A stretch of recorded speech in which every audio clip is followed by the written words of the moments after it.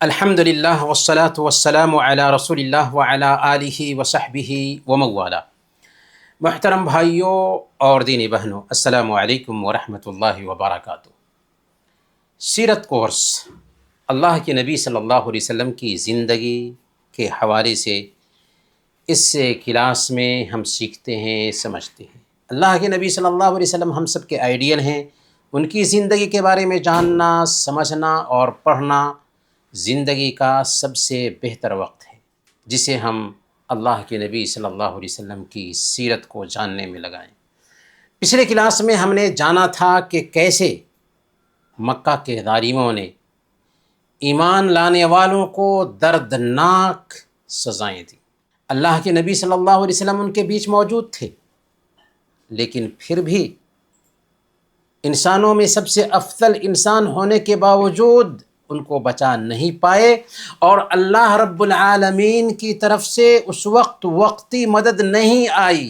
اس سے یہ بات سمجھ میں آتی ہے کہ اگر ہمارے پاس ایمان ہے نا تو ہماری آزمائش ہوگی ہی۔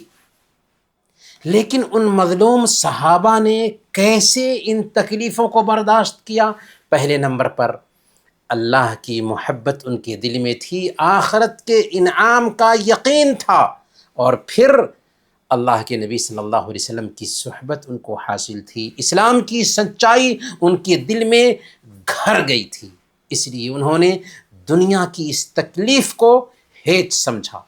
پھر اس کے بعد ہم نے جانا کہ اللہ تعالیٰ نے اس پریشانی میں بھی مسلمانوں کے لیے بچاؤ کا انتظام کیا کہ دار ارقم میں اللہ تعالیٰ نے ٹھہرنے کے لیے بندوبست کر دیا، اور وہاں پر صحابہ کے ساتھ اللہ کے نبی صلی اللہ علیہ وسلم چھپ کر کے دین سکھانے کا کام کرتے تھے۔ پھر اسی طریقے سے ہجرت حبشہ کا راستہ کھلا، چنانچہ پہلے سال 12 مرد اور 4 عورتوں نے ہجرت کی، اور پھر دوسرے سال 82 یا 83 مرد اور 18 عورتوں نے ہجرت کی۔ پھر ہم نے یہ بھی جانا کہ اللہ کے نبی صلی اللہ علیہ وسلم ایک دن خانہ کعبہ کے پاس سورہ نجم کی تلاوت کر رہے تھے۔ اس سورہ میں جو کشش تھی، جو کھچاؤ تھا، قرآن کے اسلوب سے متاثر ہو کر جب مشرکین نے بھی سنا اور اللہ کے نبی صلی اللہ علیہ وسلم نے سجدہ کیا تو مشرکین بھی سجدے میں چلے گئے۔ اس کی وجہ سے غلط فہمی پیدا یہ ہوئی کہ مکہ کے لوگ اسلام قبول کر لیے ہیں، یہاں تک کہ افواہ پہنچ گئی کہاں؟ حبشہ میں۔ وہاں کے جو مہاجرین تھے ان کو پتہ چلا تو لوٹ کر کے آ گئے۔ جب مکہ کے قریب آئے اور پتہ چلا کہ نہیں یہ تو افواہ تھی، تو کچھ لوگ لوٹ کر چلے گئے اور کچھ لوگ پھر مکہ آ گئے۔ اسی پس منظر میں کچھ مورخین نے غرانیق کا قصہ بیان کیا ہے۔ ہم نے بتایا کہ یہ قصہ باطل ہے۔ اصل میں مشرکین نے جو سجدہ کیا تھا قرآن کے اسلوب سے متاثر ہو کر سجدہ کیا تھا۔ شیطان نے کوئی تلک الغرانیق العلا وان شفاعتہن لترتجا، کہ یہ تمہارے جو غرانیق ہیں، مورتیاں ہیں، ان کی سفارش قبول کی جائے گی، اس سے متاثر ہو کر مشرکین نے سجدہ نہیں کیا تھا۔ تو پچھلا جو ایپیسوڈ ہے یا پچھلا جو درس ہے اسے دیکھیے، بہت ہی فائدے کی چیزیں ہیں ان میں۔ ہم نے یہ بھی جانا کہ قریش کا وفد حبشہ جاتا ہے تاکہ وہاں جو مسلمان ٹھہر چکے ہیں ان کو واپس لایا جائے۔ نجاشی کے دربار میں حضرت جعفر کی تقریر ہوتی ہے، یہاں تک کہ نجاشی بھی اسلام سے متاثر ہوتا ہے اور قریش کے وفد کو ذلیل ہو کر کے واپس لوٹنا پڑتا ہے۔ ہجرت حبشہ کے فوائد اور اس کے پھل کو بھی ہم نے جانا تھا کہ اس سے مظلوم صحابہ کرام کو ٹھکانہ مل گیا، دعوت کے لیے ایک اچھا موقع ملا حبشہ میں، اور اسی طریقے سے حبشہ کے بادشاہ نے بھی اسلام قبول کر لیا۔ یہاں تک کہ جب نجاشی کی وفات ہو جاتی ہے تو انہوں نے اپنے اسلام کو چھپایا ہوا تھا۔ اللہ تعالیٰ وحی کے ذریعہ اللہ کے نبی صلی اللہ علیہ وسلم کو خبر بھیجتا ہے، اور اللہ کے نبی صلی اللہ علیہ وسلم مدینہ میں صحابہ کرام کے ساتھ نجاشی کے جنازے کی نماز پڑھتے ہیں۔ یہ تفصیل تھی پچھلے درس کی۔ آج ہم آتے ہیں، آج کا جو درس ہوگا، پہلا پوائنٹ مکہ کے بہادر حضرت حمزہ اور حضرت عمر فاروق رضی اللہ تعالیٰ عنہ کی اسلام قبول کرنے کا قصہ سنیں گے۔ دوسرا پوائنٹ ہوگا صبر اور آزمائش، کیسے 3 سال کے لیے سوشل بائیکاٹ کا سامنا کرنا پڑتا ہے مسلمانوں کو۔ اور تیسرے نمبر پر غم اور طائف کا سفر کہ حضرت خدیجہ اور ابو طالب کی وفات ہوتی ہے، اور پھر اللہ کے نبی صلی اللہ علیہ وسلم طائف جاتے ہیں اسلام کی دعوت دینے کے لیے، اس کو بھی جانیں گے۔ تو سب سے پہلا پڑاؤ مکہ کے بہادر حضرت حمزہ رضی اللہ تعالی عنہ کے قبول اسلام کا قصہ۔ حبشہ کی درمیانی مدت ہی میں مکہ کے اندر ایک عجیب تبدیلی آئی، ایسی تبدیلی جس نے مسلمانوں کی مصیبت کو بہت حد تک کم کر دیا۔ یہ تبدیلی ہے حضرت حمزہ رضی اللہ تعالی عنہ اور عمر فاروق رضی اللہ تعالی عنہ کا اسلام قبول کرنا۔ حضرت حمزہ اللہ کے نبی صلی اللہ علیہ وسلم کے چچا تھے، اور عمر فاروق رضی اللہ تعالی عنہ مکہ میں بہت مضبوط آدمی تھے۔ نبوت کا 6واں سال ہے، ایک دن کی بات ہے، اللہ کا دشمن ابو جہل اللہ کے رسول صلی اللہ علیہ وسلم کے پاس سے گزرا، تو اس نے اللہ کے نبی صلی اللہ علیہ وسلم کو سخت کہا، برا بھلا کہا، الٹی سیدھی باتیں کہیں۔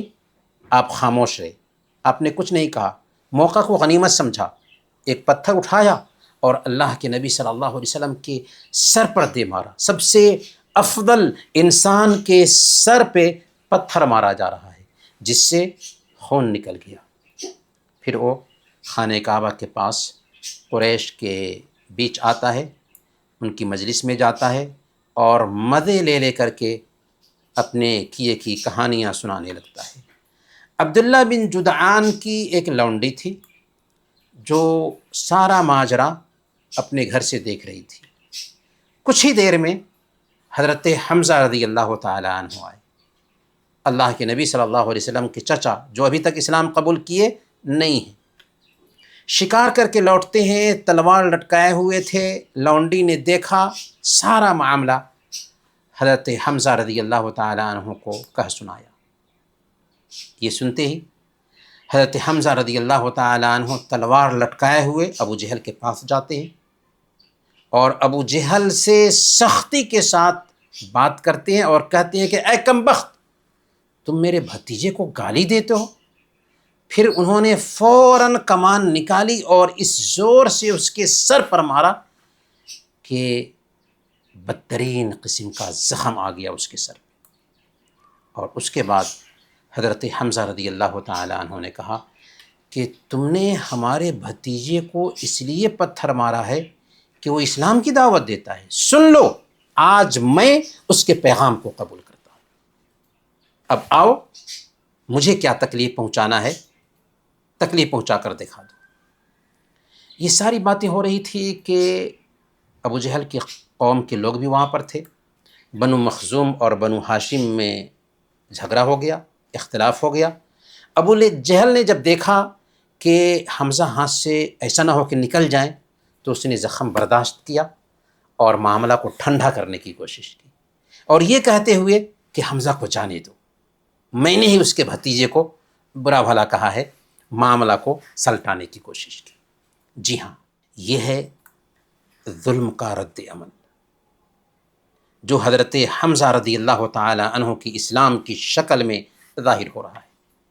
کیونکہ جب ظلم اپنی انتہا کو پہنچاتا ہے تو اس کا انجام ظلم کرنے والوں کے حق میں بہت برا ہوتا ہے، اور یہی ہوا کہ حضرت حمزہ رضی اللہ تعالی عنہ کو دیکھا نہیں گیا کہ کیسے میرے بھتیجے کو پریشان کیا جا رہا ہے، ٹارچر کیا جا رہا ہے، یہاں تک کہ وہ ابو جہل سے بدلہ لیتے ہیں، اور یہی سبب بنتا ہے ان کے اسلام قبول کرنے کا۔ پر کیف حضرت حمزہ اسلام کے سایہ میں پناہ لے چکے ہیں اور ظالموں کا منہ کالا ہو چکا ہے۔ حضرت عمر فاروق رضی اللہ تعالی عنہ کا قبول اسلام۔ حضرت حمزہ کے اسلام قبول کیے ہوئے ابھی 3 ہی دن گزرے تھے کہ ایک اور بجلی گری قریش کے کفرستان پر، یعنی حضرت عمر فاروق رضی اللہ تعالی عنہ مسلمان ہو گئے، اور یہ دراصل اللہ کے نبی صلی اللہ علیہ وسلم کی دعا کا اثر تھا۔ اللہ کے نبی صلی اللہ علیہ وسلم نے دعا کی تھی، اللہم اعز الاسلام باحب هذین الرجلین الیک، بعمر بن الخطاب اور بابی جہل بن ہشام۔ اے اللہ، عمر اور ابو جہل میں سے جو بھی تیرے نزدیک زیادہ محبوب ہے اس کے ذریعہ اسلام کو طاقت پہنچا۔ اللہ تعالیٰ نے یہ دعا قبول فرمائی اور حضرت عمر فاروق رضی اللہ تعالیٰ عنہ مسلمان بن گئے۔ ان کے اسلام قبول کرنے کا قصہ بھی عجیب ہے۔ حضرت عمر ایک جلالی انسان تھے۔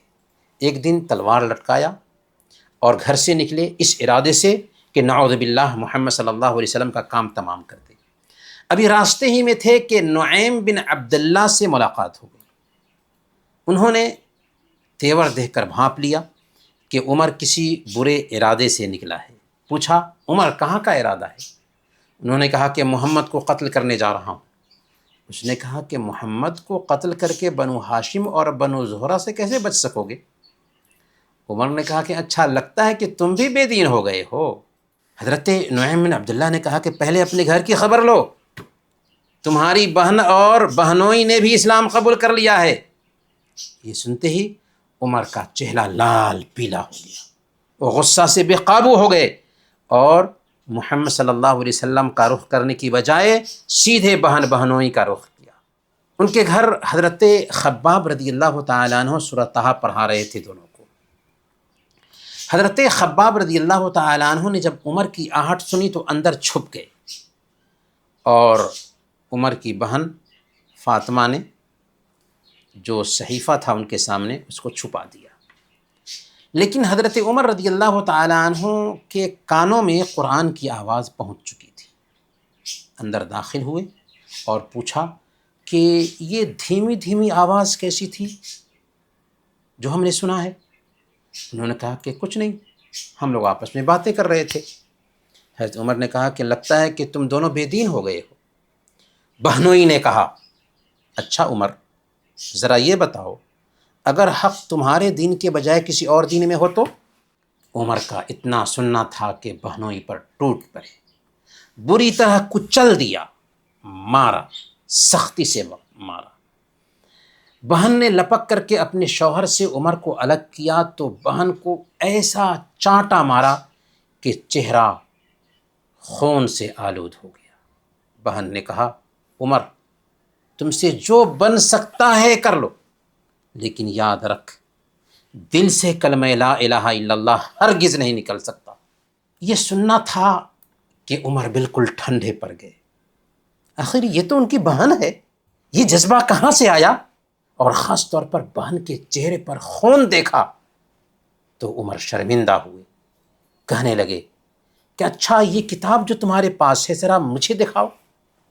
بہن نے کہا کہ عمر، تم ناپاک ہو، اس کتاب کو صرف پاک لوگ چھو سکتے ہیں، اٹھو غسل کرو پھر دوں گی۔ عمر فاروق نے غسل کیا، کتاب لی اور بسم اللہ الرحمن الرحیم پڑھی۔ اس کے بعد سورۃ طہ کی تلاوت شروع کی۔ جب اس آیت تک پہنچے، اننی انا اللہ لا الہ الا انا فاعبدنی واقیم الصلاۃ لذکری، بے شک میں ہی اللہ ہوں، میرے سوا کوئی معبود برحق نہیں، بس تو میری ہی عبادت کر اور میرے لیے ہی نماز ادا کر۔ یہاں پہنچنے کے بعد کہنے لگے یہ تو بہت ہی سندر کلام ہے، بہت ہی عمدہ کلام ہے، پیارا کلام ہے، مجھے محمد کا پتہ بتاؤ۔ سبحان اللہ، اچانک کیا ہو گیا تجھے اے عمر؟ ابھی جس کے قتل کے در پہ نکلے تھے اسی کے قدموں تلے گر رہے ہو؟ جی ہاں، یہی ہے اثر قرآن کا۔ عمر کے یہ شبد سن کر خباب رضی اللہ تعالی عنہ اندر سے باہر آ گئے، کہا خوش ہو جاؤ عمر، اللہ کے نبی صلی اللہ علیہ وسلم نے تمہارے لیے دعا کی تھی اور اللہ کے نبی صلی اللہ علیہ وسلم کی دعا قبول ہو گئی۔ پھر اللہ کے نبی صلی اللہ علیہ وسلم کا پتہ بتایا کہ آپ صلی اللہ علیہ وسلم ابھی ارقم کے گھر میں تشریف رکھتے ہیں۔ حضرت عمر رضی اللہ تعالیٰ عنہ تلوار لٹکائے ہوئے ارقم رضی اللہ تعالیٰ عنہ کے گھر آئے، دروازے پر دستک دی۔ ایک آدمی نے دروازے سے جھانکا تو دیکھا کہ عمر آ رہے ہیں۔ اندر جا کر اللہ کے نبی صلی اللہ علیہ وسلم کو بتلایا۔ سارے لوگ سمٹ کر کے بیٹھ گئے۔ حضرت حمزہ وہیں پر موجود تھے۔ انہوں نے کہا کیا بات ہے؟ کہا گیا کہ عمر ہے، حضرت حمزہ نے کہا کہ بس عمر ہے، دروازہ کھولو، اگر نیک ارادے سے آیا ہے تو ٹھیک، ورنہ اگر برے ارادے سے آیا ہے تو اسی کی تلوار سے اس کا کام تمام کر دیں۔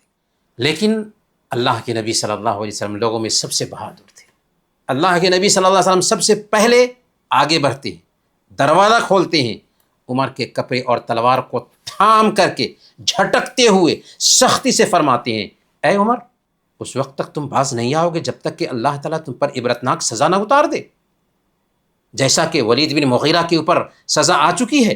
لیکن عمر تو دوسرے ہی دل سے آئے تھے، عمر کے دل کی دنیا پہلے ہی بدل چکی تھی۔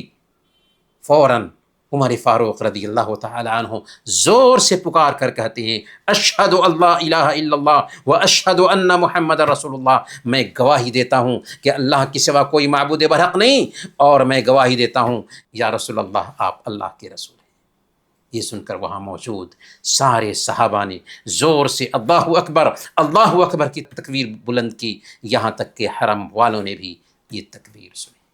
عمر فاروق رضی اللہ تعالیٰ عنہ کے قبول اسلام کا یہ قصہ جو ابھی آپ نے سنا، محدثین نے اس قصہ پر کلام کیا ہے۔ اس سلسلے میں جو سب سے زیادہ صحیح روایت ہے وہ خود عمر فاروق رضی اللہ تعالیٰ عنہ بیان کرتے ہیں کہ میں خانہ کعبہ گیا تو دیکھا کہ محمد صلی اللہ علیہ وسلم نماز ادا کر رہے ہیں اور سورہ الحاقہ کی تلاوت کر رہے ہیں۔ نبی صلی اللہ علیہ وسلم تلاوت کرتے رہے اور میں غور سے سنتا رہا اور قرآن کی بناوٹ اور اسلوب پر تعجب کرتا رہا۔ میں نے اپنے دل میں کہا کہ اللہ کی قسم یہ شاعر ہے، یعنی محمد شاعر ہے، جیسا کہ قریش کہتے ہیں۔ جب انہوں نے یہ آیت پڑھی، وَمَا هُوَ بِقَوْلِ شَاعِرٍ قَلِيلًا مَا تُؤْمِنُونَ، کہ یہ کوئی شاعر کا کلام نہیں ہے، تم بہت کم ایمان لاتے ہو، تو عمر کہتے ہیں کہ میں نے دل میں کہا کہ کاہن ہوں گے۔ پھر اللہ کے نبی صلی اللہ علیہ وسلم نے قرآن کی آیت پڑھی، وَلَا بِقَوْلِ كَاهِنٍ قَلِيلًا مَا تَذَكَّرُونَ، یہ کوئی کاہن کی بات نہیں، تم بہت کم نصیحت حاصل کرتے ہو۔ تنزیل من رب العالمین، یہ تو رب العالمین کی طرف سے اترا ہوا کلام ہے۔ یہ سن کر حضرت عمر فاروق رضی اللہ تعالیٰ عنہ کہتے ہیں کہ اسلام میرے دل میں داخل ہو گیا۔ برکیف جو بھی سبب رہے، حضرت عمر فاروق رضی اللہ تعالیٰ عنہ اسلام قبول کر چکے ہیں، اب مسلمانوں کو طاقت ملتی ہے۔ دوسرے پڑاؤ کی طرف چلتے ہیں، صبر اور آزمائش کو دیکھتے ہیں۔ اس میں مسلمانوں کا جو سوشل بائیکاٹ ہوا، اس بائیکاٹ کو دیکھیں گے۔ سوشل بائیکاٹ سے پہلے کیا ہوا تھا، آئیے اس کو ہم سمجھتے ہیں۔ بعثت کا 7واں سال ہے۔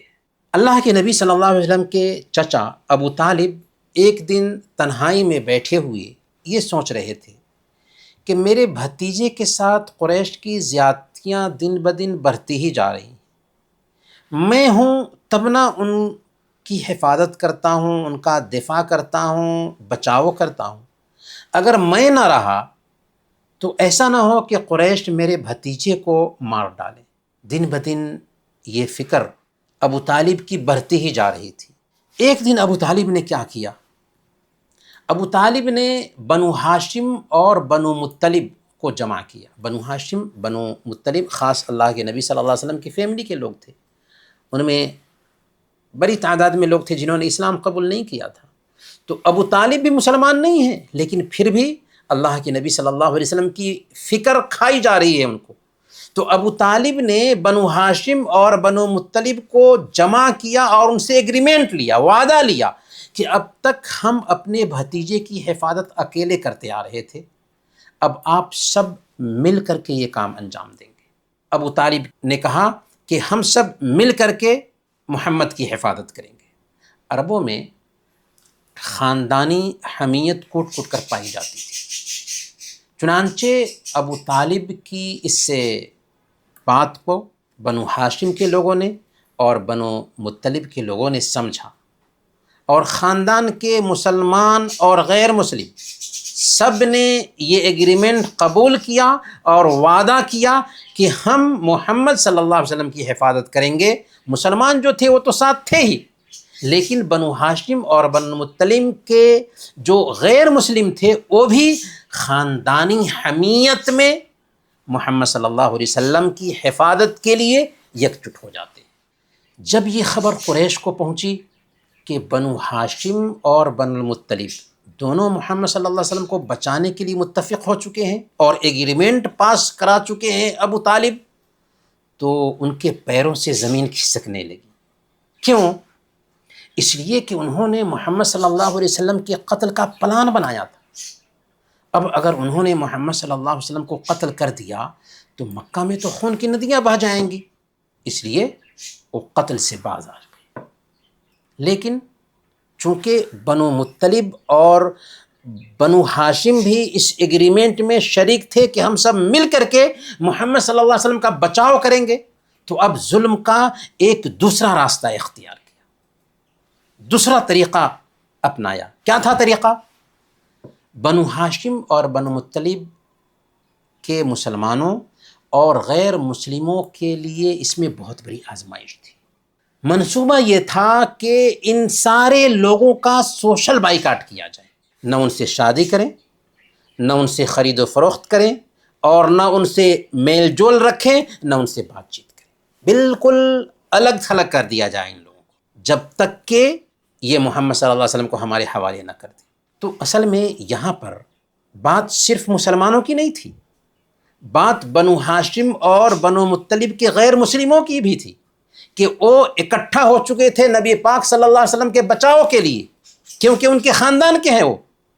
تو اب قریش نے باضابطہ اس کے لیے ایک دستاویز لکھا اور اسے خانہ کعبہ پر لٹکا دیا، اور سوشل بائیکاٹ کیا گیا بنو ہاشم اور بنو مطلب اور سارے مسلمانوں کا، کہ جب تک یہ لوگ محمد کو ہمارے حوالے نہیں کریں گے تب تک کہ ہم ان سے تعلق نہیں رکھیں گے۔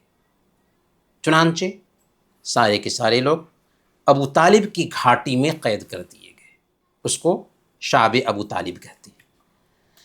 یہ جو سزا تھی اس میں صرف ایمان والے نہیں تھے، غیر مسلم بھی تھے جو اللہ کے نبی صلی اللہ علیہ وسلم کے خاندان سے تعلق رکھتے تھے، بنو ہاشم اور بنو مطلب کے لوگ تھے، لیکن یہ سزا تھی بہت سخت۔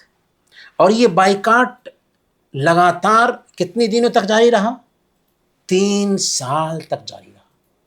اس مدت میں دونوں قبیلوں پر اور مسلمانوں پر ایسے حالات گزرے کہ پتھر بھی سن کر کے پگھلنے لگے۔ کوئی سامان بیچنے والا آتا تو قریش لپک کر کے اسے خرید لیتے۔ بنو ہاشم اور بنو مطلب کے پاس پیسے ہونے کے باوجود وہ نہیں خرید پاتے تھے، یہاں تک کہ نوبت یہاں تک آ گئی کہ انہیں درختوں کے پتے چبانے پڑے، سوکھے کھال ابال کر اور آگ پر بھون کر کھانے پڑے۔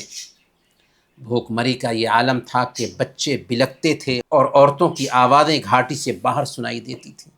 یہاں پر ابو طالب جو 3 سال کا عرصہ تھا، ابو طالب کو ہمیشہ فکر لگی ہوئی ہے کہ ایسا نہ ہو کہ کوئی چپکے سے آئے اور محمد صلی اللہ علیہ وسلم پر حملہ کر دے۔ رات میں ابو طالب اللہ کے نبی صلی اللہ علیہ وسلم کے پاس آتے اور کہتے کہ محمد تم اپنے بستر پر سو جاؤ۔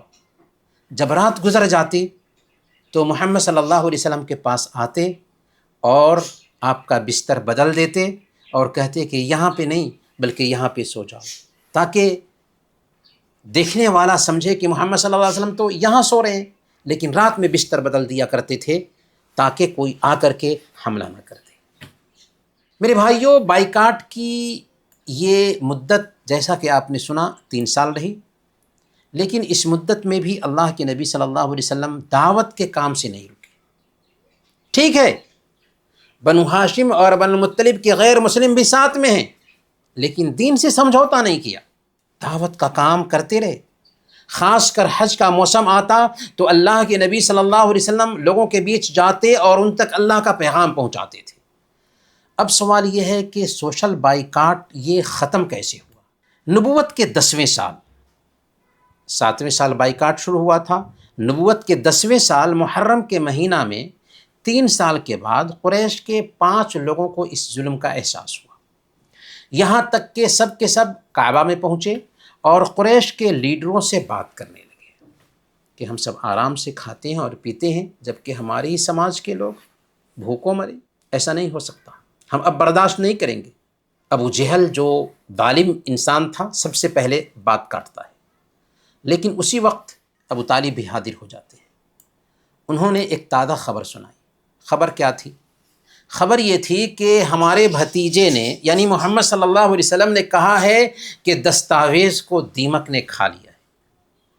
اللہ کی طرف سے وحی آتی ہے پیارے نبی صلی اللہ علیہ وسلم پر، اور اس میں صرف اللہ کا نام باقی رہ گیا ہے، بیچ میں کہ اللہم باقی ہے، باقی سارے الفاظ کو دیمک کھا چکا ہے۔ ابو طالب نے کہا کہ اگر یہ جھوٹا ثابت ہوا تو ہم تمہارے اور اس کے درمیان سے ہٹ جائیں گے، تمہارا جو جی چاہے کر لینا، اور اگر سچا ثابت ہوا تو تمہیں ہمارے بائیکاٹ اور ظلم سے باز آنا ہوگا۔ جن لوگوں کو اس ظلم کا احساس تھا ان میں سے ایک مطعم بن عدی بھی تھا۔ مطعم بن عدی اچھا انسان تھا۔ جب وہ آگے بڑھا تاکہ صحیفہ کو چیرے چاک کرے اور ختم کرے تو اس نے واقعی دیکھا کہ دستاویز کو، ایگریمنٹ کو دیمک نے کھا لیا ہے، البتہ جہاں جہاں اللہ کا نام ہے وہی بچا ہوا ہے، کیونکہ سنہرے حروف مٹتے نہیں ہیں۔ چنانچہ وعدہ کے مطابق صحیفہ چیر دیا گیا، ایگریمنٹ ختم کر دیا گیا، اور اللہ کے نبی صلی اللہ علیہ وسلم باقی تمام لوگوں کے ساتھ ابو طالب کی گھاٹی سے نکل گئے۔ یہاں پر ذرا غور کیجیے، ابو طالب ابھی اسلام قبول نہیں کیے ہیں، لیکن کیسا یقین ہے اللہ کے نبی صلی اللہ علیہ وسلم کے پیغام پر کہ کہا ہے کہ دیمک نے صحیفے کو چاٹ لیا ہے، تو پورے یقین کے ساتھ آ کر کے بات کرنے لگے کہ اگر بات سچ ہوئی تو ٹھیک، اگر جھوٹ ہوئی تو ہم تمہارے حوالے کر دیں گے محمد کو، جو چاہنا کرنا۔ برکیف اب ہم تیسرے پڑاؤ میں آتے ہیں۔ اس پڑاؤ میں ہم سب سے پہلے یہ جانیں گے کہ اللہ کے نبی صلی اللہ علیہ وسلم گھاٹی سے نکل چکے، لیکن ابھی بھی دعوت کا کام جاری ہے۔ قریش کے کچھ لوگ آخری بار ابو طالب کی خدمت میں آتے ہیں اور ابو طالب سے بات کرتے ہیں کہ آپ اپنے بھتیجے سے کہیں کہ وہ اپنے دین پر چلیں اور ہم اپنے دین پر چلیں۔ ابو طالب نے محمد صلی اللہ علیہ وسلم کو بلایا۔ محمد صلی اللہ علیہ وسلم نے سارے لوگوں سے بات کرتے ہوئے کہا، اگر میں ایک بات کہوں اور اسے آپ لوگ مان لیں تو آپ عرب کے بادشاہ بن جائیں گے اور عجم بھی آپ کے تابع ہو جائیں گے۔ آپ کی کیا رائے؟ یہ کون کہہ رہا ہے؟ وہ انسان کہہ رہا ہے جس کو دھتکارا جا رہا ہے، لیکن پیغام کی سچائی پر یقین ہے کہ اگر آپ نے اس پیغام کو اپنا لیا تو عرب کے بادشاہ بنیں گے اور عجم بھی آپ کے تابع ہو جائیں گے، کیونکہ یہ پیغام کوئی گھر کا نہیں تھا، رب کی طرف سے آیا ہوا پیغام تھا۔ هو الذی ارسل رسولہ بالہدی ودین الحق لیظہرہ علی الدین کلہ، وہی وہ اللہ ہے جس نے اپنے رسول کو دین حق کے ساتھ بھیجا ہے تاکہ اسے پورے ادیان پر غالب کر دے۔ ابو جہل سنتا ہے تو کہتا ہے کہ بتاؤ وہ کون سی بات ہے؟ اللہ کے نبی صلی اللہ علیہ وسلم نے فرمایا، آپ لوگ لا الہ الا اللہ کہہ لیجئے، اللہ کے علاوہ کوئی معبود برحق نہیں، عرب و عجم کے مالک بن جائیں گے۔ اس بات کو ان لوگوں نے ہوا بنا لیا، ہاتھ پیٹ پیٹ کر، تالیاں بجا بجا کر کہنے لگے، اجعل الآلہۃ الہا واحدا ان ھذا لشیء عجاب، کیا اس نے اتنے سارے معبودوں کی جگہ ایک ہی معبود بنا ڈالا ہے؟ اتنے سارے معبود ہیں، اتنے سارے بھگوان ہیں، 360 مورتیاں ہیں خانہ کعبہ میں لٹکائی گئی ہیں، اتنے سارے معبودوں کے بیچ صرف ایک ہی معبود کی پوجا ہوگی؟ تعجب کس بات پر ہو رہی ہے؟ تعجب اس بات پر ہو رہی ہے کہ اتنے سارے معبودوں میں صرف ایک ہی معبود چاہیے۔ عقل جب ماری جاتی ہے تو ایسا ہی ہوتا ہے۔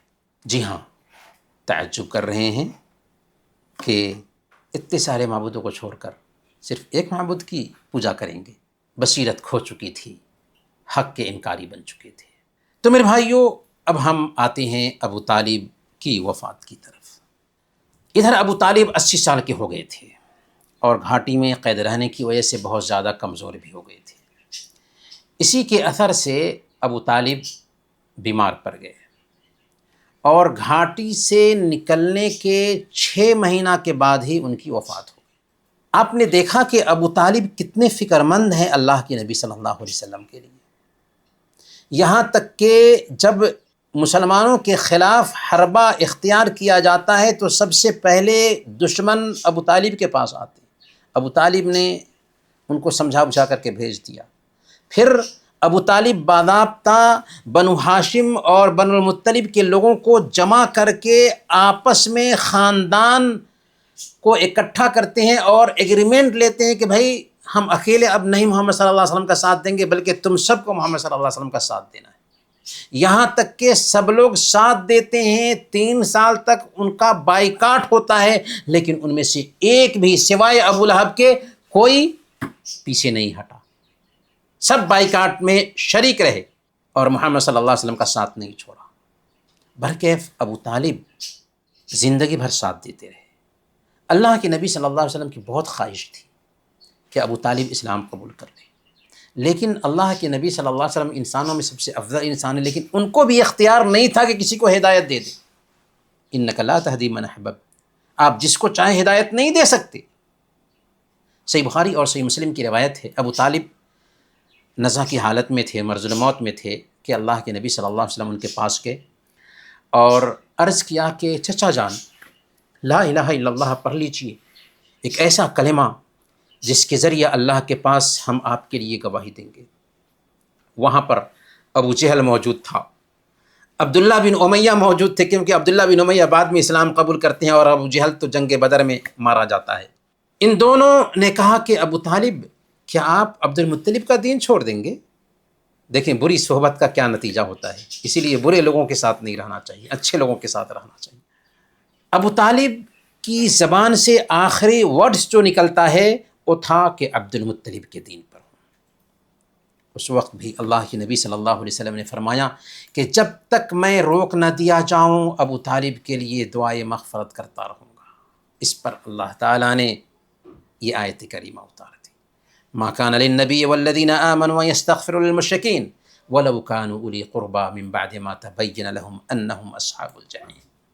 نبی اور مومنوں کے لیے درست نہیں کہ مشرکین کے لیے دعائے مغفرت کریں، اگرچہ وہ ان کے رشتہ دار ہی کیوں نہ ہوں، جبکہ واضح ہو چکا ہو کہ وہ جہنمی ہے۔ آپ غور کیجیے کہ کس قدر ابو طالب نے اپنے بھتیجے کا دفاع کیا، ہر جگہ ساتھ دی، قریش کی اذیتوں کے سامنے ڈھال بن کر کھڑے رہے، لیکن نجات کے لیے رشتہ داری کافی نہیں، دفاع کافی نہیں، محبت کافی نہیں، بلکہ ایمان ضروری ہے۔ صحیح مسلم کی روایت ہے، اللہ کے نبی صلی اللہ علیہ وسلم نے بیان فرمایا ابو طالب کا انجام کہ جہنمیوں میں سب سے ہلکا عذاب ابو طالب کو ہوگا۔ کیا عذاب ملے گا؟ اللہ کے نبی صلی اللہ علیہ وسلم نے فرمایا کہ ان کے دونوں پاؤں میں آگ کے جوتے ہوں گے جن سے ان کا دماغ جوش مار رہا ہوگا۔ وہ سمجھے گا کہ مجھے سب سے زیادہ عذاب دیا جا رہا ہے، حالانکہ اس کا عذاب سب سے ہلکا ہوگا۔ حضرت خدیجہ رضی اللہ تعالی عنہا کی وفات، گھر کے سکون کا رخصت ہونا۔ ابو طالب کی وفات کو ابھی 3 دن ہی گزرے تھے کہ ایک دوسرا غم لاحق ہوا اللہ کے نبی صلی اللہ علیہ وسلم کو، اور وہ غم تھا خدیجہ رضی اللہ تعالی عنہا کی وفات کا غم۔ ان کی وفات نبوت کے 10ویں سال رمضان کے مہینے میں ہوئی۔ اس وقت وہ 65 سال کی عمر کی تھیں۔ اللہ کے نبی صلی اللہ علیہ وسلم 50ویں سال میں قدم رکھ چکے تھے۔ حضرت خدیجہ رضی اللہ تعالیٰ عنہ آپ کے لیے بہت قیمتی تھی، ہر وقت آپ کا ساتھ دیتی تھی، اور باہر سے ابو طالب تھے جو آپ کا ساتھ دے رہے تھے۔ گھر میں حضرت خدیجہ رضی اللہ تعالیٰ عنہ نے دامے درمے قدمے سخنے آپ کا اہتمام کیا، آپ کی مدد کی، اپنی جان سے مال سے مدد کرتی رہی۔ اسی لیے اللہ کے نبی صلی اللہ علیہ وسلم حضرت خدیجہ رضی اللہ تعالی عنہ کی وفات کے بعد بھی ہمیشہ ان کو یاد کرتے تھے، ان کی خوبیاں بیان کیا کرتے تھے۔ حضرت خدیجہ اور ابو طالب کی وفات کیا تھی کہ آپ کے اوپر غم کا پہاڑ ٹوٹ پڑا ہو۔ اب ظاہری جو سہارا تھے وہ بھی دنیا سے جا چکے تھے، خدیجہ گھر میں سہارا تھیں اور ابو طالب باہر میں دفاع کر رہے تھے۔ مصیبتوں کے لگاتار آنے کی وجہ سے اس سال کو عام الحزن کہا جاتا ہے، غم کا سال کہا جاتا ہے۔ لیکن بات یہاں پر نوٹ کیجئے کہ اللہ کے نبی صلی اللہ علیہ وسلم سے ثابت نہیں ہے کسی بھی حدیث سے کہ اللہ کے نبی صلی اللہ علیہ وسلم نے اس سال کو عام الحزن کہا ہو، غم کا سال کہا ہو۔ اب ہم ایک دوسرے پڑاؤ کی طرف چلتے ہیں، طائف کا سفر۔ ابو طالب اور خدیجہ کا انتقال ہو چکا ہے، قریش اب تکلیف پہنچانے میں ڈھیٹ ہو چکے ہیں، انتہائی ذلیل حرکتیں کر رہے ہیں، کوئی راستے میں کانٹا بچھا رہا ہے، کوئی دروازے پر گندگیاں پھینک رہا ہے، کوئی گلے میں چادر لپیٹ کر کے اس قدر اینٹتا ہے کہ آپ کا دم گھٹنے لگتا ہے۔ راستہ چل رہے ہوتے ہیں اور پیچھے سے کوئی بدبخت بدن پر گندگی پھینک دیتا ہے، کوئی گالیاں دیتا ہے، کوئی پھپتیاں کستا ہے، بعض بدتمیز تو آپ کے چہرے پر تھوکنے کی جسارت کرتے ہیں۔ ایک دن ایک احمق نے آپ کے سر پر مٹی ڈال دی، گھر آئے، فاطمہ مٹی دھو رہی تھیں اور روتی جاتی تھیں، آپ انہیں تسلی دے رہے تھے کہ بیٹا مت رو، اللہ تمہارے باپ کی حفاظت کرے گا۔ میرے بھائیوں، یہ دین بڑی قربانیوں کے بعد ہمارے پاس پہنچا ہے۔ حالات ایسے کر دیے گئے مکہ کے کہ ایک سیکنڈ کے لیے بھی اللہ کے نبی صلی اللہ علیہ وسلم کی کوئی بات سننے کے لیے تیار نہیں ہے۔ مکہ کی گلی گلی اجنبی بنی ہوئی ہے، آپ کو کاٹ کھانے کے لیے تیار ہے۔ ایسے وقت میں اللہ کے نبی صلی اللہ علیہ وسلم سوچتے ہیں کہ بغل میں طائف ہے، وہاں جاتے ہیں، طائف کے لوگ ہو سکتا ہے کہ ہمارے پیغام کو قبول کر لیں، وہاں پناہ کے لیے جگہ مل جائے۔ اسی ارادے سے آپ طائف گئے تھے۔ آپ کے اس سفر میں زید بن حارثہ بھی آپ کے ساتھ تھے۔ زید بن حارثہ کون ہیں؟ یہ آپ کے آزاد کردہ غلام ہیں، جن کا اتنا خیال رکھتے تھے کہ لوگوں نے ان کو آپ کا منہ بولا بیٹا مان لیا تھا۔ حالانکہ اسلام میں کسی کو منہ بولا بیٹا بنانے کی گنجائش نہیں ہے، گود لینے کی گنجائش نہیں ہے کہ کسی دوسرے کی اولاد کو اپنی اولاد بنا لے، حرام ہے، ایسا ناجائز ہے۔ ہاں، کسی کی اولاد کو پوس سکتے ہیں، اسی لیے اللہ تعالیٰ نے آیت اتار دی، ادعوہم لآبائہم۔ ان گود لیے ہوئے بچوں اور بچیوں کو ان کے باپ کی نسبت سے پکارو۔ بہرکیف اس سفر میں حضرت زید رضی اللہ تعالیٰ عنہ آپ کے ساتھ تھے۔ اللہ کے نبی صلی اللہ علیہ وسلم طائف پہنچتے ہیں۔ قبیلہ ثقیف جو طائف کا ایک قبیلہ تھا، اس کے 3 سرداروں سے ملتے ہیں، ان کو اسلام کی دعوت دیتے ہیں۔ انہوں نے نہ صرف یہ کہ آپ کی دعوت کو قبول کرنے سے انکار کیا، بلکہ بدتمیزی سے پیش آئے۔ وہاں کی زمین بھی آپ کے لیے سخت ثابت ہوئی، وہاں کے لوگوں نے آپ کے ساتھ بدسلوکی کی، یہاں تک کہ اپنے اوباشوں کو، اپنے کمینوں کو، اپنے گنڈوں کو آپ کے پیچھے لگا دیا، جو گالیاں دے رہے تھے، بدزبانی کر رہے تھے، پتھر مار رہے تھے۔ پتھر مارنے والا پورا طائف ہے اور پتھر کھانے والا وہ انسان ہے جو انہی کی ہمدردی میں وہاں گیا ہے۔ جی ہاں، انہی کی ہمدردی میں وہاں گیا ہے، لیکن پتھر کھا رہا ہے۔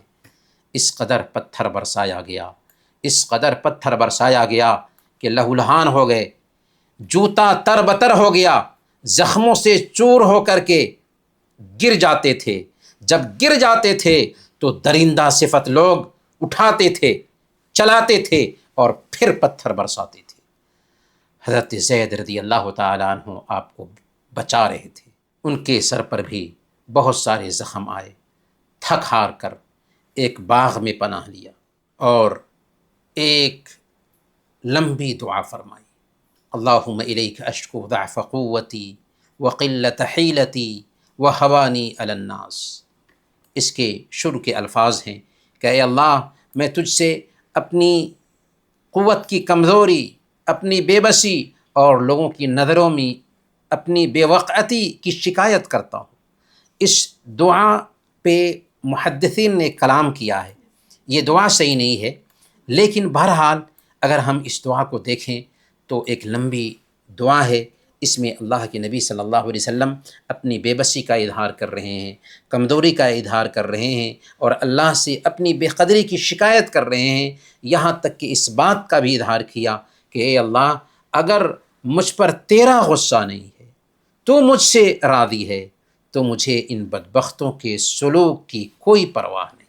وہیں پر ربیعہ کے دو بیٹے عتبہ اور شیبہ کے انگور کے باغات تھے۔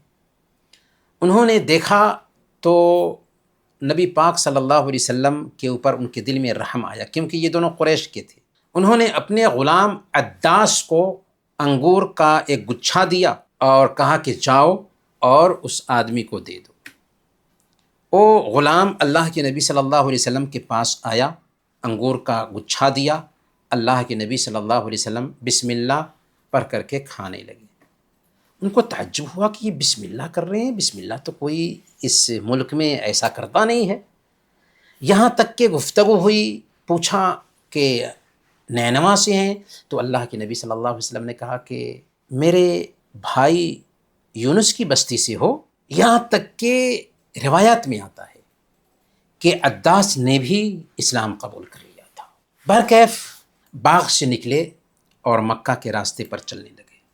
جب قرن المنازل پہنچے تو ایک بادل نے سایہ کیا جس میں جبریل امین تھے اور ان کے ساتھ پہاڑوں کا فرشتہ بھی تھا۔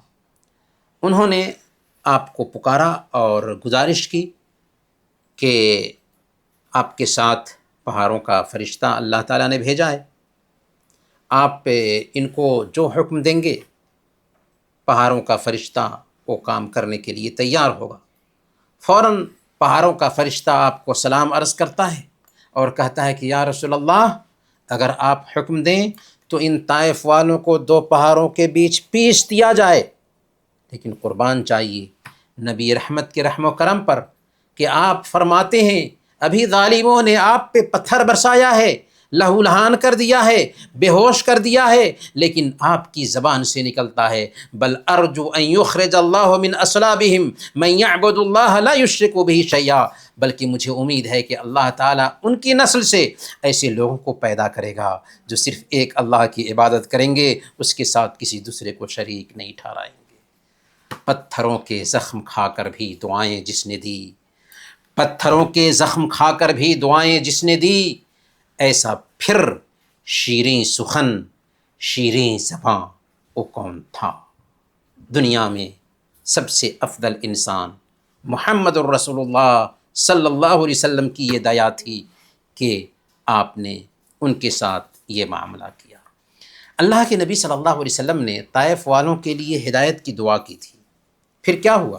وہی عبد علیل جنہوں نے اپنے اوباشوں کو آپ کے پیچھے لگایا تھا، وہی جب اللہ کے نبی صلی اللہ علیہ وسلم مدینہ پہنچ جاتے ہیں تو اپنے لوگوں کے ساتھ مدینہ آتا ہے، اسلام قبول کرتا ہے اور پھر اپنے لوگوں کے اسلام کا سبب بنتا ہے، یہاں تک کہ یہ قبیلہ بنو ثقیف ہے جن کا ایک فرد سب سے پہلے بر صغیر میں جاتا ہے اور الحمدللہ بہت پہلے ہمارے پاس اسلام پہنچتا۔ تو ہم سوچ نہیں سکتے کہ کیسے اللہ تعالیٰ کس کو ہدایت دے گا۔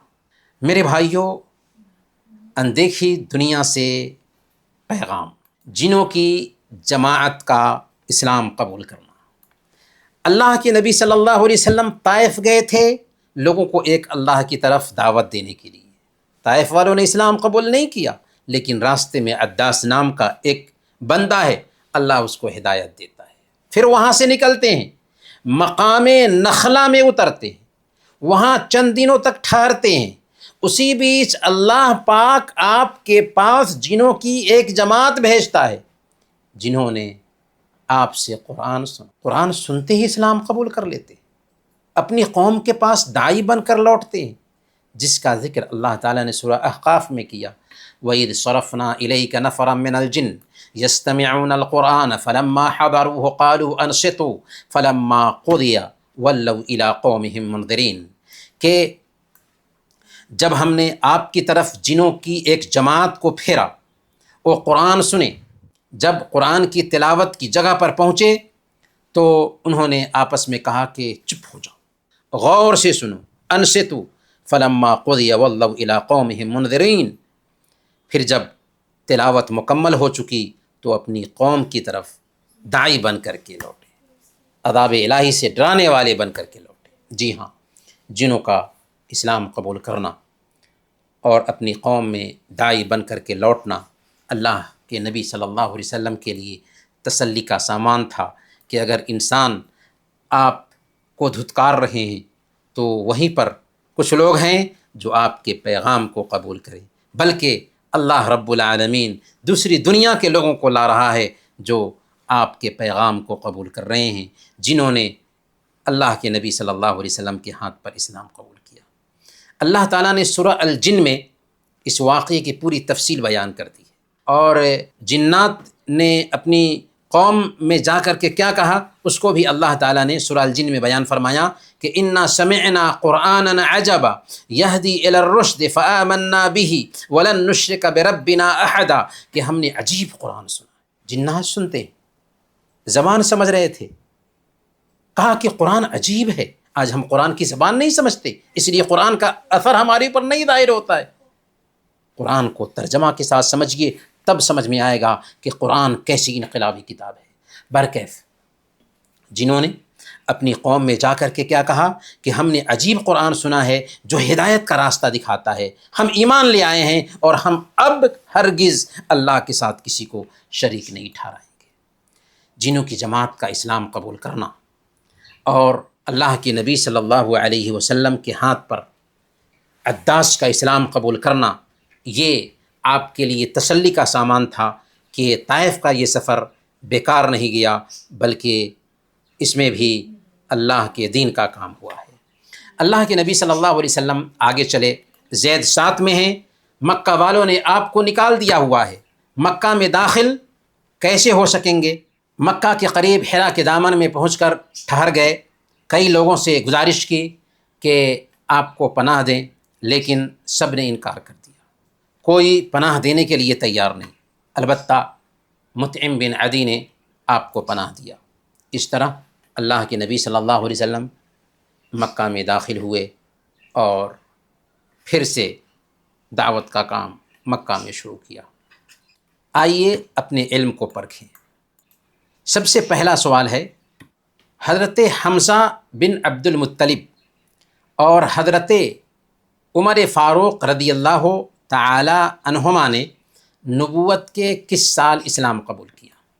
جواب ہے چوتھے سال، پانچویں سال، چھٹے سال، تین جواب ہے۔ شیخ جی چوتھے سال۔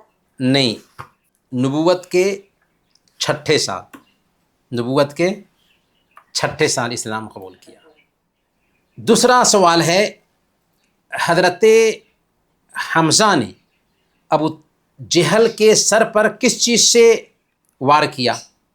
جواب ہے تلوار سے، کمان سے، پتھر سے۔ کمان سے۔ ہاں، کمان سے، بہت اچھا جواب، صحیح ہے۔ تیسرا سوال ہے، حضرت عمر فاروق رضی اللہ تعالیٰ عنہ جب رسول اللہ صلی اللہ علیہ وسلم کے قتل کے ارادے سے نکلے تو راستے میں کس صحابی سے ملاقات ہوئی؟ جواب ہے حضرت ابوبکر، حضرت حمزہ اور حضرت نعیم بن عبداللہ۔ شیخ حضرت نعیم بن عبداللہ رضی اللہ عنہ۔ جی، حضرت نعیم بن عبداللہ، جی بہت جواب صحیح ہے، بہت اچھا۔ چوتھا سوال ہے، شاب ابی طالب کا سماجی بائیکاٹ کتنے سالوں تک چلتا رہا؟ 1 سال، 2 سال، 3 سال؟ 3 سال، بہت اچھا جواب صحیح ہے۔ مشرکین مکہ کا وہ کون سا سردار تھا جس نے سب سے پہلے بائیکاٹ کا ایگریمنٹ، سمجھوتا پھاڑنے کی ہمت کی تھی؟ جواب ہے ابو جہل، مطعم بن عدی اور ابو لہب۔ مطعم بن عدی نے، جواب صحیح ہے۔ چھٹا سوال ہے حضرت حمزہ رضی اللہ تعالی عنہ کے اسلام قبول کرنے کا فوری سبب کیا بنا؟ کون جواب دیں گے؟ ابو جہل نے اللہ کے نبی صلی اللہ علیہ وسلم کی شان میں گستاخی کی، آپ کے سر پر پتھر مارا تھا، خون نکل رہا تھا۔ جب حضرت حمزہ رضی اللہ تعالیٰ عنہ شکار کر کے آئے تو عبداللہ بن جدعان کی لونڈی نے یہ سارا قصہ سنایا ان کو، تو غیرت میں آ کر کے ابو جہل کے پاس گئے اور اس کے سر پہ کمان سے دے مارا اور اس کو زخمی کر دیا، اور پھر کہا کہ تم میرے بھتیجے کو ستاتے ہو، چلو میں اس کے دین کو اپناتا ہوں۔ تو یہ فوری سبب بنا، لیکن اس کے بعد اسلام ان کے دل میں گھر کر گیا۔ اللہ کے نبی صلی اللہ علیہ وسلم نے حضرت عمر کے لیے کیا دعا کی تھی؟ ان کی ہدایت کے لیے دعا کرے تھے۔ اے اللہ، عمر بن خطاب یا ابو جہل میں سے جو تجھے زیادہ محبوب ہے اس کے ذریعہ اسلام کو طاقت پہنچا۔ تو دعا کی تھی، الحمدللہ اللہ تعالیٰ نے دعا قبول کی اور عمر فاروق رضی اللہ تعالیٰ عنہ کو اللہ نے ہدایت دیا۔ اچھا، آگے کا سوال ہے کہ طائف کے سفر میں اللہ کے نبی صلی اللہ علیہ وسلم کے ساتھ کون سے صحابی تھے؟ حضرت زید بن حارثہ رضی اللہ تعالیٰ عنہ تھے۔ بہت اچھا جواب ہے۔ غم کے سال سے کیا مراد ہے؟ عام الحزن سے کیا مراد ہے؟ دکھ کا مہینہ، وہ کیوں دکھ کا سال کہلاتا ہے؟ کیونکہ اس کا حضرت خدیجہ رضی اللہ عنہا کا وفات، ہاں، اور ابو طالب کی بھی وفات ہو گئی تھی۔ جی بالکل صحیح۔ اور ہم نے بتایا کہ عام الحزن اللہ کے نبی صلی اللہ علیہ وسلم نے کوئی نام نہیں رکھا اس کا، لیکن تاریخ میں اس کو ایسے ہی بولا جاتا ہے، ورنہ ایسا نہیں ہے کہ اللہ کے نبی صلی اللہ علیہ وسلم کی زندگی میں غم اور پریشانی کا دور ختم نہیں ہوا، لیکن آپ نے کسی وقت کو، کسی سال کو ایسا غم کا سال نہیں کہا۔ اللہ کے نبی صلی اللہ علیہ وسلم سے ثابت نہیں ہے کہ آپ نے غم کا سال اسے کہا ہو۔ طائف کے سفر کے موقع پر پہاڑوں کے فرشتے کو اللہ کے نبی صلی اللہ علیہ وسلم نے کیا جواب دیا تھا؟ فرشتے نے اجازت لی تھی کہ اگر آپ چاہیں تو دونوں پہاڑوں کے بیچ طائف والوں کو پیس دیا جائے، لیکن اللہ کے نبی صلی اللہ علیہ وسلم نے کہا کہ نہیں، مجھے امید ہے کہ اللہ تعالیٰ ان کی نسل سے ایسے لوگوں کو پیدا کرے گا جو ایک اللہ کی عبادت کریں گے، اور ہوا بھی ایسا ہی۔ ابھی طائف پورا اسلام ہے، الحمدللہ۔ اچھا، شعب ابو طالب کے بائیکاٹ کا دستاویز کیسے ختم ہوا؟ دیمک کھا لیے تھے۔ جی، دیمک نے کھا لیا تھا، اور پھر 5 آدمی اس کے بارے میں باضابطہ طے بھی کرتے ہیں کہ ہم لوگ آرام سے رہیں اور ادھر کچھ لوگ بھوکے مرے، ایسا نہیں ہوگا۔ تو اس طریقے سے بائیکاٹ ختم ہوا۔ خالی جگہ بھرنا ہے۔ حضرت عمر رضی اللہ تعالیٰ عنہ کی بہن کا نام تھا، کیا تھا؟ فاطمہ رضی اللہ تعالیٰ۔ فاطمہ رضی اللہ تعالیٰ عنہ۔ بہت اچھا۔ بائیکاٹ کے دوران مسلمانوں نے کھا کر سمے بتایا، کیا کھا کر سمے بتایا؟ درختوں کے پتے اور سوکھی کھالیں ابال کر کھائیں، درختوں کے پتے اور سوکھی کھالیں ابال کر کھائیں۔ اچھا، آگے دیکھتے ہیں۔ دیمک نے بائیکاٹ کے دستاویز کو کھا لیا تھا سوائے اللہ کے نام۔ اللہ کے نام کے۔ بہت اچھا۔ آگے دیکھتے ہیں، طائف کے قبیلے کا نام کیا تھا جس کے سرداروں نے آپ سے بدتمیزی کی تھی؟ ثقیف تھا، اور قبیلے ثقیف کے ہی محمد بن قاسم تھے جو سب سے پہلے کہاں آئے تھے؟ بر صغیر میں آئے تھے، سندھ میں آئے تھے اور اسلام کو پھیلایا تھا۔ تو انہی کی بدولت ہمارے پاس بھی اسلام سب سے پہلے پہنچا۔ اچھا، اسی پر ہم اپنی بات ختم کرتے ہیں۔ وصلی اللہ علی نبینا محمد وعلی آلہ وصحبہ اجمعین۔ بارک اللہ فیکم۔